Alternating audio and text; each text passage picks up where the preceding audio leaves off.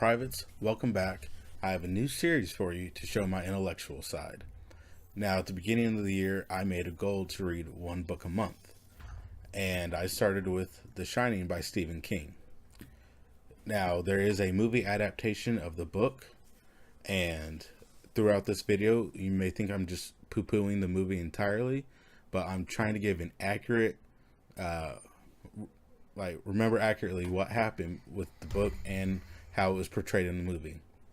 Now, if you plan to either read the book or see the movie, go ahead and avert your eyes, click on a different one of my videos, because there are spoilers in this.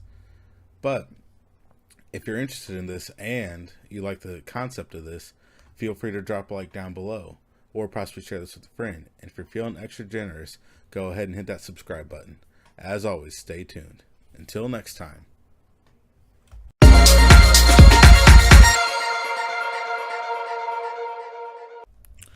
Okay, so like I said, first book was The Shining. I read, I guess read is a loose term. I listened to it in January. But so it seems like a lot of this video I'm going to be bashing the movie, but because there's a movie adaptation of the book, I'm trying to compare as best as I can to the book and to the movie. Now, I'd seen the movie a while ago, and then I tried to read the book, like paperback, not my thing. So I listened to it, and then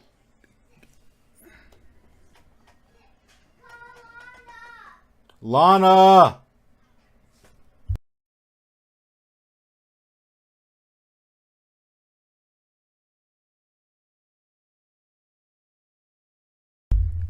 I don't know if that paused. I hope it did. So after reading the book, I was like, man, I need to watch this movie again. I'd like to do this series, but I need to compare what the whole ins and outs of everything. What are these? Good Lord. Anyway, so the Torrance family: Jack, Danny, Wendy, or Winifred, or Winnie. They're supposed to be like born and raised from like Vermont or Maine or New Hampshire, one of those northeastern states. I remember it wasn't Boston, but I can't remember. So you'd think she'd have like a northeastern accent or whatever if they have one, but no, they cast someone. It's Shelley Duvall, who's born and raised in Texas. She has a southern accent, southern drawl, and it's just it was bad. Also in the book, Wendy has blonde hair. Shelley Duvall has dark hair, black, brunette, whatever you want to say. Complete opposite of blonde. So I don't get why, but it makes no sense. And then also, throughout the entire movie, I don't know if this is how Shelley Duvall decided to play it, or this is what Stanley Kubrick told her, but she's college educated. I think maybe even a master's degree. I can't remember that off the top of my head, but they make her seem stupid, like dim-witted, just very like a docile housewife. I get in the 70s, men wanted their women to be seen and not heard, but that's not who she was. She's outspoken, unless it came to her like father or something like that. It was like her personal life, but it was like she wasn't stupid. Unless Shelley Duvall in real life is stupid, which she might be, but it was bad casting, bad acting, in my opinion. So, and this is going to go out of order because as I was watching it, I was typing things down as they came back to my memory. So, I mean, it is what it is. So Danny has these fainting spells when Actually, I'll come back to that in a second. Ullman, he's the owner of the Overlook Hotel where the Torrances will be staying, where Jack will be the caretaker. Uh, in the book, he does not beat around the bush about what happened with the previous caretaker. How he was drunk and in a fit of rage, he killed his twin girls. Now, mind you, remember YouTube.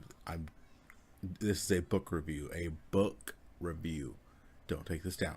Um, he and how and then how he killed his twins and wife with an axe, and then how he took his own life with a shotgun, and and like in the movie they beat around the bush. Ullman gives his secretary a look, and he seems like to like regretfully tell him what happened. And in the book, it happened the season before. So like every season, someone from I think October or like mid September, end of September to May 1st watches the hotel. They made it seem like years and years ago. It was the year before. So it's I don't get why they chose to do it like that. I wasn't there. I can't be there. Can't ask Stanley. Oh, can't ask Stanley Kubrick because he's passed away. But and they neglected in the movie. They blamed that incident on cabin fever. What they neglected was how the previous caretaker Grady was he was an uneducated alcoholic is what they said in the book, and Jack had a master's degree in English or maybe even a doctorate.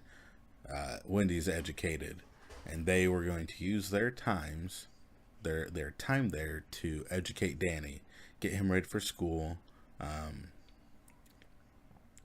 just trying to like I said, just get their boy ready for the next stage of his life because Danny's like 4 or 5 years old. And I just think, and Jack, and also throughout the movie, actually in the beginning of the movie, they neglected Jack's issue that he had with drinking. They neglected it and they didn't. But it to me that was a weird way to go. Like this book was. I mean, I listened to it was like maybe maybe like 15 hours. To me, that's quite a bit of material that you can pull from.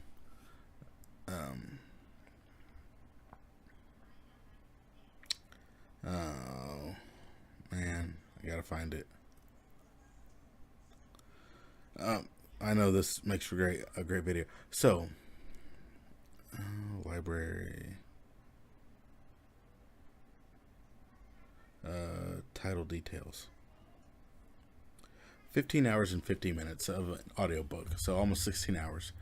They skipped over quite a bit, like a lot of details. So while Jack's at up at the Overlook, getting a look around, getting a feel, you see Danny at home with his mom. He's sitting out front waiting for his dad to get home, sitting on the curb, and he tries to see his friend Tony. Now in the book,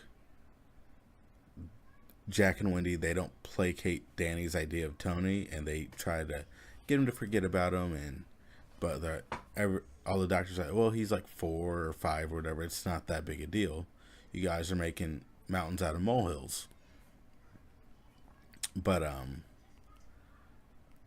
so in the book, while he's waiting for his dad, Danny looks for Tony, and he passes out, sees everything that will happen at the Overlook, and then wets himself. That doesn't happen in the movie. And then what they did, they got it right, but they didn't. So Danny eats dinner, and then he went to go brush his teeth. He's standing in the bathroom, and he starts to talk to Tony. And then he faints or passes out. I can't. I don't know what you want to call it, but it's. But he has like a fainting spell. Well, next thing you see, he's in bed with a doctor who made a house call, which I don't think doctors make house calls anymore, but they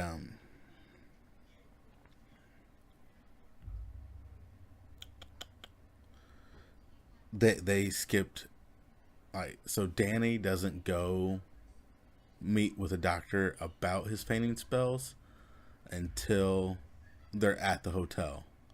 So they skipped a decent amount of the book. They brought the doctor from Sidewinder to the city close to where they're staying. They just made her put her Boulder. um and then also Wendy, so they tell Danny to lay down, and Wendy starts talking to the doctor, and she mentions that Jack hurt Danny when they were in Maine or Vermont or New Hampshire. And in the book, Jack breaks Danny's arm in a fit of rage because, pardon me, this is going to be a gross video for y'all, or boring because I'm also yawning. But Jack breaks Danny's arm in a fit of rage because Jack leaves his office, comes back, and it's either like a play or a book or like papers that he has to grade. Danny thought they were unimportant and threw them all over the shelf. And they changed it, and I don't know, the 70s. I don't like to think of this. I think abuse was looked at it in a different light. Like, there's a scene, I think it's from All My Children.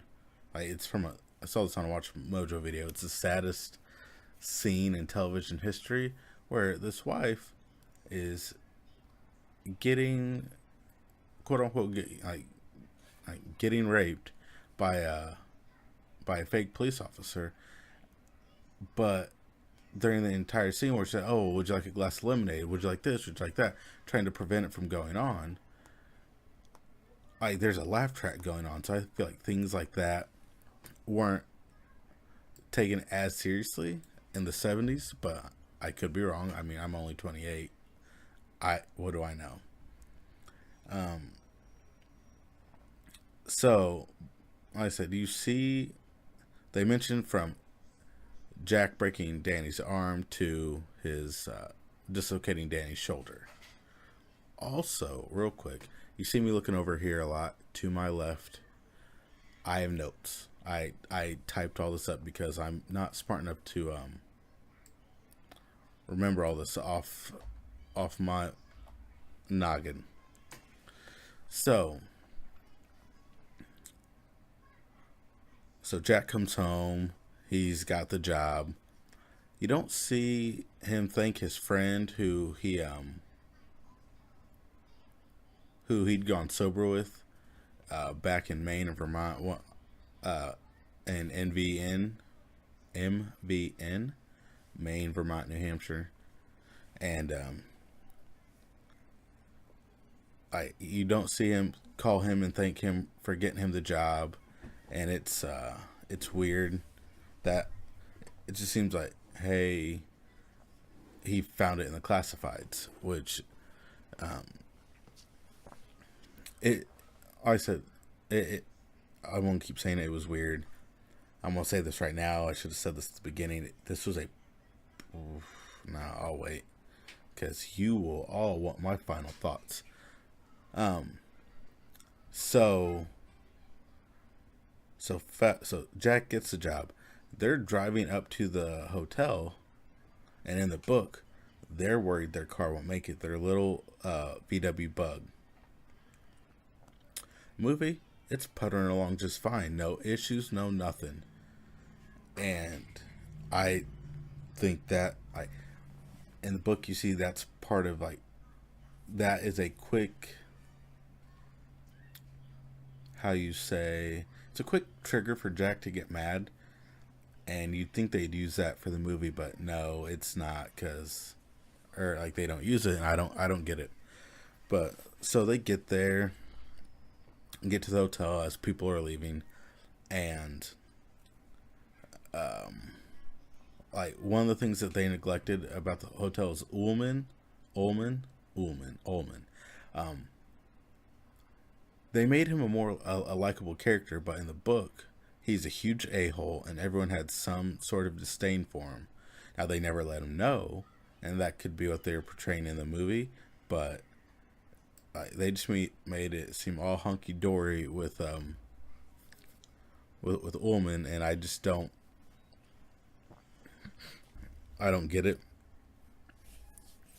And then also, Ullman's showing them around the hotel, and they get on the elevators. Let me look. Oh, and Danny in the book was like, "Nah, I'll take the stairs." But they never. I get it. It's hard to fit. I think it's like 70 something chapters, maybe more, into it's 2 hours and like 43 minutes. It's hard to fit all that into 2 hours and 43 minutes. But I mean, they didn't even reference anything. I think this movie would have been better as like a mini series. Like if they did that, they could really do a good job with it. They could go into Jack's past about why he's in Colorado, no longer in Maine or New Hampshire or Vermont. But I digress. So, so Danny is like, nope, no elevators for me. They don't go.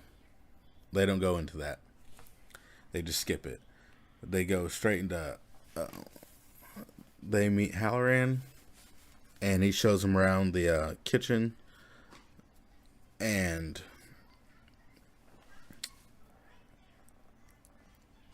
so shows them the food storage and the pantries. So one thing that they did differently, they did it right, but they didn't do it right in the movie. So in the book, Dick Halloran and Danny, they go have a conversation because Halloran asked Danny to help him with his bags to his car. So they get in the car and they start to have a conversation, but it's all through the shine, which is like telepathy. And Halloran mentions he knows when he's shining, or he knows something's about to happen, because he can smell oranges. Danny just he said, everything just goes black, he passes out. They skipped over that. They did the conversation, but it was over a bowl of ice cream. Again, this was the 70s. It probably wouldn't look good to have an old black male with a young white boy alone in the car, but I things were different back in the day. Sorry, I think my dog and cat are doing something stupid. Oh no, it's Christina. So also Halloran mentions to Danny like, "Hey, don't go to room 217. I've felt an evil presence there. I can't. Maids, like other workers like HVAC or like maintenance men have felt some evil spirits there or whatever." And never mentions 217. And in the book, or the book is 217, the movie it's 237.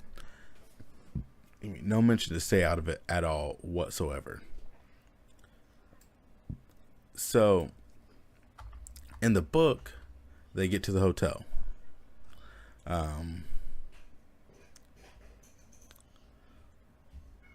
they get to the hotel, and from, I think it's September, sometime in September, through, I can't remember if it's like late October. It might be late October. They're going down to Sidewinder. They're going to um like they're going to bookstores, cafes, like the drugstore, things like that, and like you never see any of that. Also, at this point, I should mention this: like the madness of the hotel is starting to set into Jack. Like in the book, it slowly sets in. It is a slow burn, not just an instant. I learned last time I recorded this, I snapped right by the microphone. A little too loud, probably. But so, like, they're in the book, it's a slow thing. Like, you see him, it starts out slowly. He finds a scrapbook of, like, newspaper clippings from, like, shady things that had happened at the Overlook Hotel, like a mafia killing in, like, the presidential suite, scandals with senators and like various politicians, and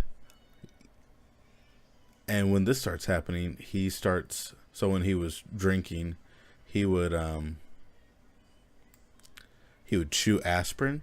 So when all this stuff started happening, and he is looking into the hotel city past, he starts chewing aspirin, and Wendy notices it and mentions how much drinking really had a grip on him. And so it's. I will be right back.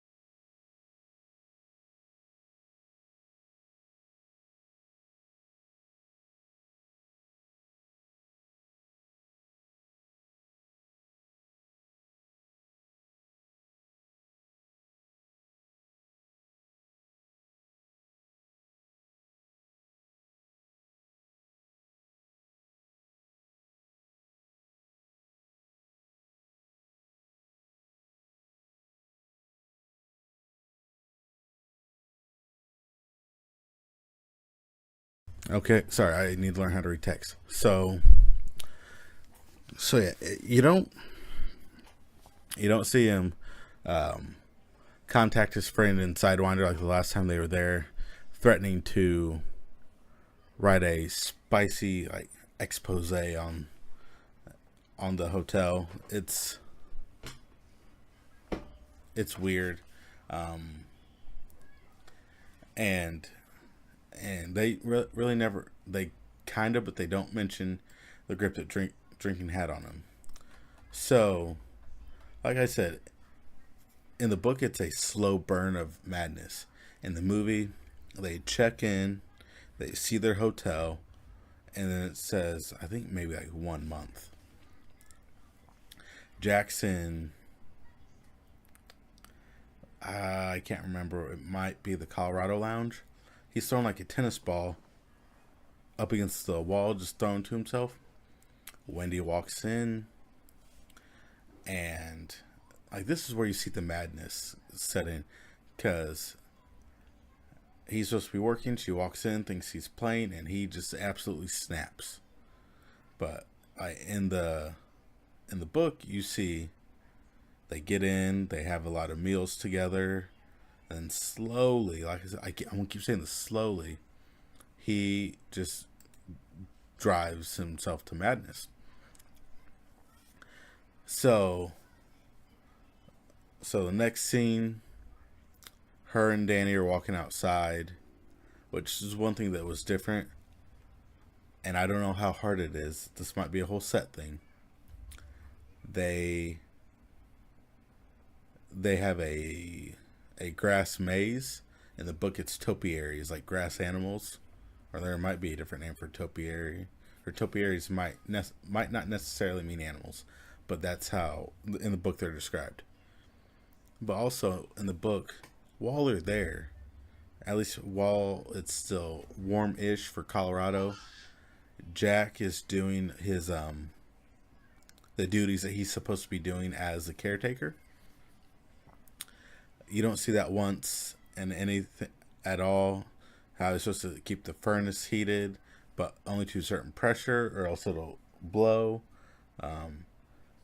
He's supposed to heat certain parts of the hotel at certain times of the day, and or of like each day. Like the east wing is Monday, west wing's Tuesday, the central part of the hotel, like the main lobby and all that, is Wednesday, and just keep it rotating. Not once do you see him do any caretaker duties. It's just they made it seem like in the movie, hey, you're just gonna babysit the hotel and make sure no one breaks in or no snow or animals get in.